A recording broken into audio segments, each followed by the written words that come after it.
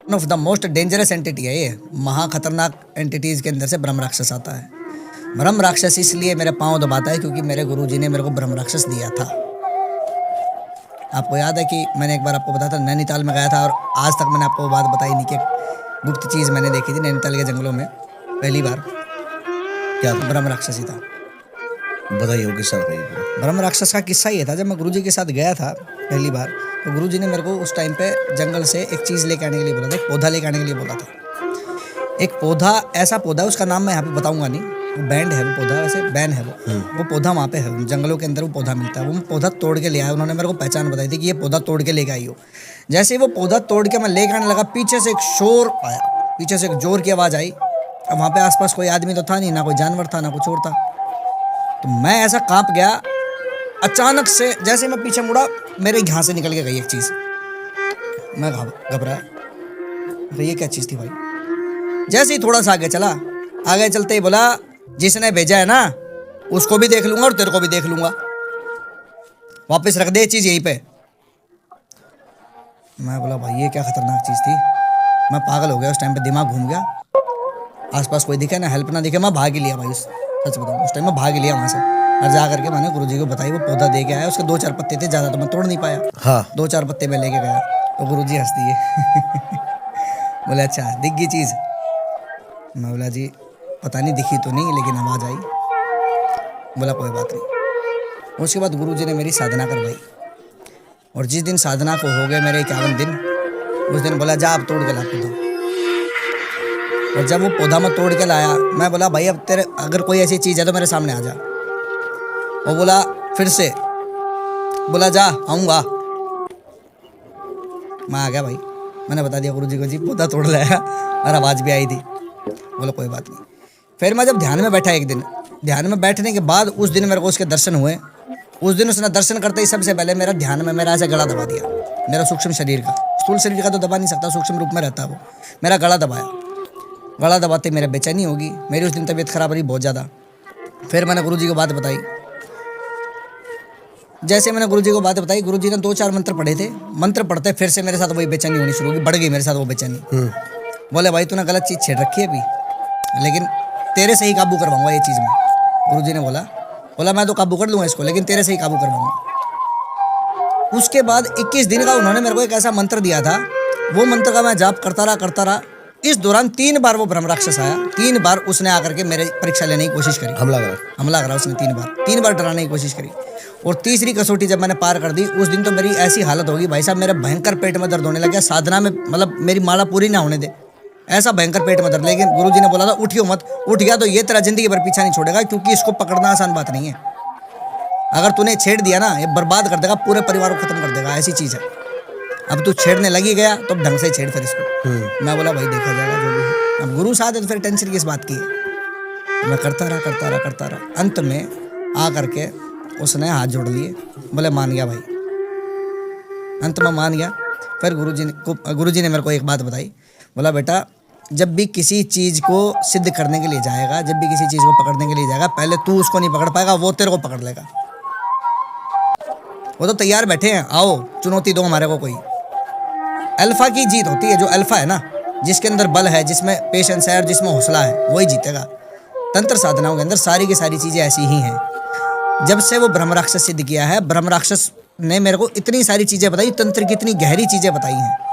और ब्रह्म राक्षस क्या है, एक तरह की एंटिटी का नाम है, एक ब्रह्म राक्षस नहीं है केवल, हर जगह पे अलग अलग ब्रह्म राक्षस है। किसी भी गांव के अंदर कोई इस तरह का व्यक्ति मर गया ना, वो ब्रह्म राक्षस की फिर भी बहुत कम एंटिटीज है ये। हाँ जिस तरह से प्रेत योनियां हैं, उस प्रेत तो बहुत सारी है, ब्रह्म राक्षस कम इसलिए ना दीपक भाई, क्योंकि तंत्र की इतनी प्रगाढ़ नॉलेज। और फिर ब्राह्मण जाति का कोई इसलिए बहुत कम है। कई गांव में बहुत कई किलोमीटर दूरी पे कोई ब्रह्म राक्षस मिलता है। उधर नैनीताल का जो जंगल होता है, आप भी एक ब्राह्मण है, तो क्या ब्राह्मण ही इसको काबू कर पाते? ब्राह्मण ही इसको काबू कर सकते हैं।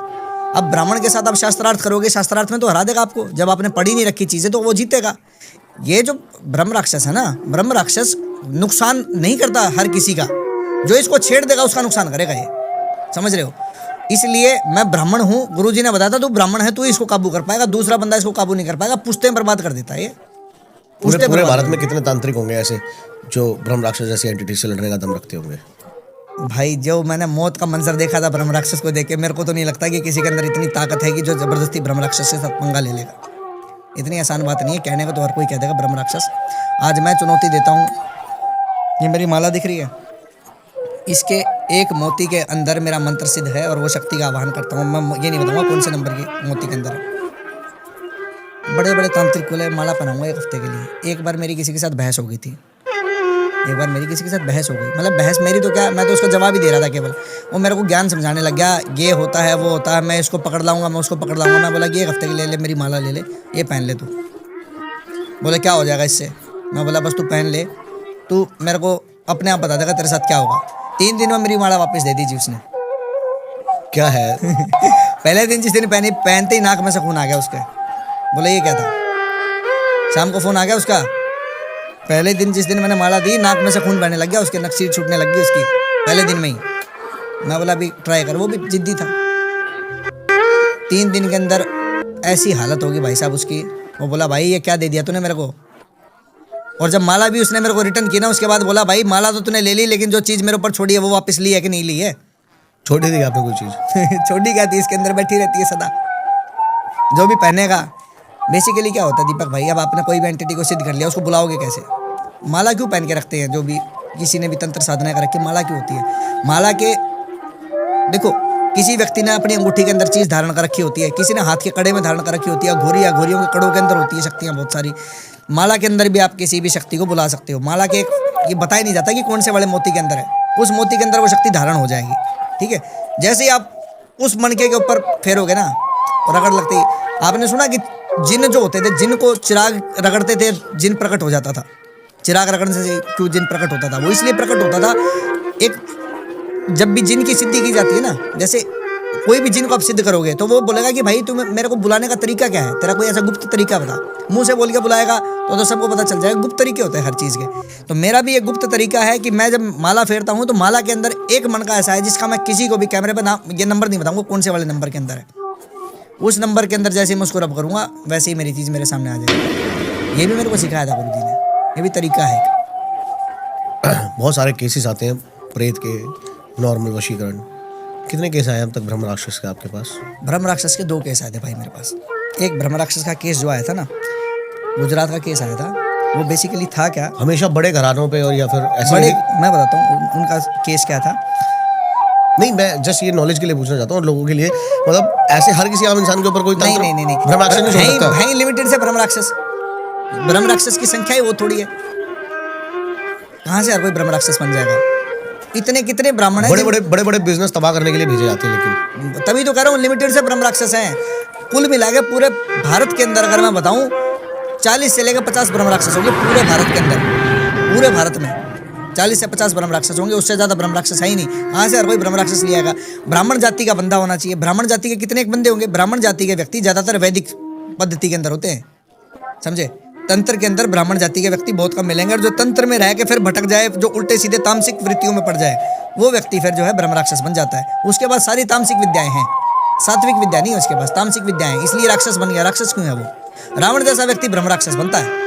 क्या बात है। रावण ब्राह्मण था, इतना ज्ञान ले लिया, सारी चीजें हासिल कर ली, सारे ग्रहों को अपने अनुकूल चला दिया, हवा को कंट्रोल कर दिया, वायु उसके घर पे झाड़ू निकाल के जाती थी घर के बाहर, सारी चीज थी, सोने की लंका बना ली जादुई चीजों से। लेकिन उसके बावजूद भी भटक गया और मारा गया। रावण जैसे व्यक्ति ब्रह्म राक्षस बनते हैं।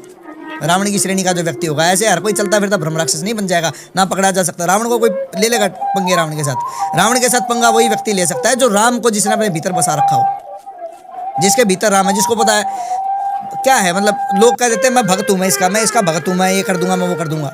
भाई साहब कोई भगत नहीं है, भगत होते प्रहलाद के जैसे, उन्हीं की रक्षा के लिए नरसिंह आते हैं।